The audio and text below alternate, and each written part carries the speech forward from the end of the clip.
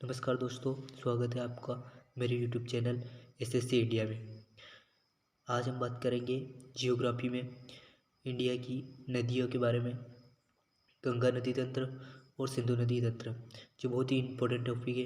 SSC CGL में इनमें से बहुत सारे इम्पोर्टेंट टॉपिक बनते हैं। तो आज हम बात एसएससी सीजीएल में इंडियन रिवर की बात करेंगे। तो वीडियो शुरू करने से पहले एक रिक्वेस्ट है कि चैनल को सब्सक्राइब एवं लाइक और शेयर ज़रूर करें। चलो शुरुआत करते हैं। एक्चुरी क्या होता है? सागर तट पर स्थित आधा बांध खारे पानी का वह क्षेत्र जहां नदियों का ताज़ा पानी समुद्र के खारे पानी से मिलता है। तो नर्मदा, ताप्ती और मांडवी, ये 3 नदियां एक्चुरी का निर्माण करती हैं। अब आता है डेल्टा।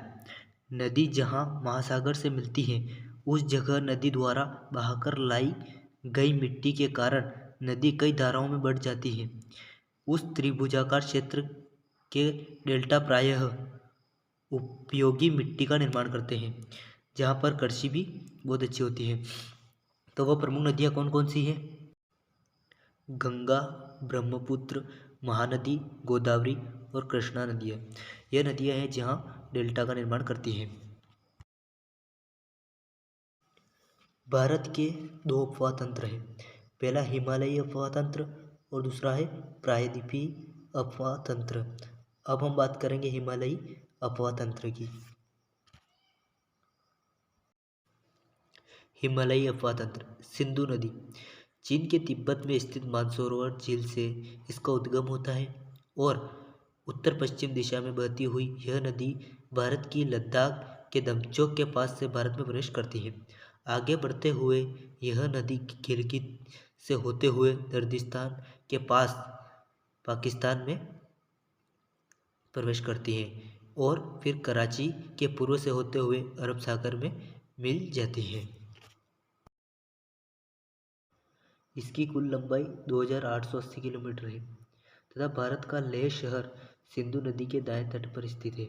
यह भारत के कई शहर जो है किन किन नदियों पर स्थित है क्या है, तो ये भी आप एक बार प्रिपरेशन करके ज़रूर जाइएगा। इनकी 5 सहायक नदियां हैं: चेनाब, झेलम, रावी, सतलज, व्यास नदियाँ। ये प्रमुख सहायक नदियाँ हैं सिंधु नदी की। अब आती है चेनाब नदी। यह सिंधु नदी की सबसे बड़ी सहायक नदी है। इसका उद्गम हिमाचल प्रदेश के K12 दर्रे से होता है। हिमाचल प्रदेश में इस नदी का निर्माण 2 नदियों के मिलने पर होता है, चंद्रा और भागा नदी, इसलिए इसे वहाँ चंद्रभागा नदी भी कहते हैं। हिमाचल प्रदेश में चेनाब नदी को चंद्रभागा नदी से भी जाना जाता है। इसको भी एक याद रखने का एक ये टॉपिक है, कई बार ये क्वेश्चन में पूछा गया है। अब आती है झेलम नदी। झेलम नदी का उद्गम कश्मीर घाटी के वेरीनाग के निकट होता है। यह नदी 170 किलोमीटर भारत पाकिस्तान सीमा का निर्माण करती है तथा पाकिस्तान के जंग के निकट चेनाब नदी में मिल जाती है। रावी नदी। यह नदी हिमाचल प्रदेश के रोहतांग दर्रे से निकलकर कश्मीर तथा पंजाब होते हुए पाकिस्तान के जंग के निकट चेनाब नदी में मिल जाती है। व्यास नदी। रोहतांग दर्रे से निकली व्यास नदी हिमाचल प्रदेश के कुल्लू घाटी में बहती हुई पंजाब के हरिके में सतलज नदी से मिल जाती है। सतलज नदी। यह नदी तिब्बत के राक्षस ताल से निकली है और सिंधु नदी के समांतर चलती हुई हिमाचल प्रदेश में प्रवेश करती है। आगे चलते हुए यह पंजाब से होकर पाकिस्तान के बहालपुर में चेनाब नदी से मिल जाती है। तो दोस्तों, ये मानचित्र मैंने बना रखा है।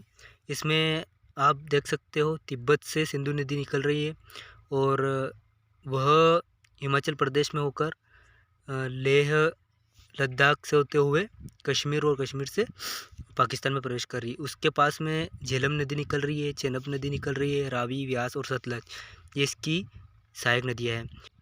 तो दोस्तों, आज के लिए बस इतना ही। मुझे उम्मीद है आपको सिंधु नदी तंत्र बहुत अच्छे से समझ में आया होगा और कई क्वेश्चन आप इससे संबंधित हल कर सकते हो। अब हम गंगा नदी तंत्र को अगले पार्ट में पढ़ेंगे क्योंकि वीडियो काफ़ी लंबा हो गया है। तो नेक्स्ट पार्ट में मिलते हैं दोस्तों। Good bye.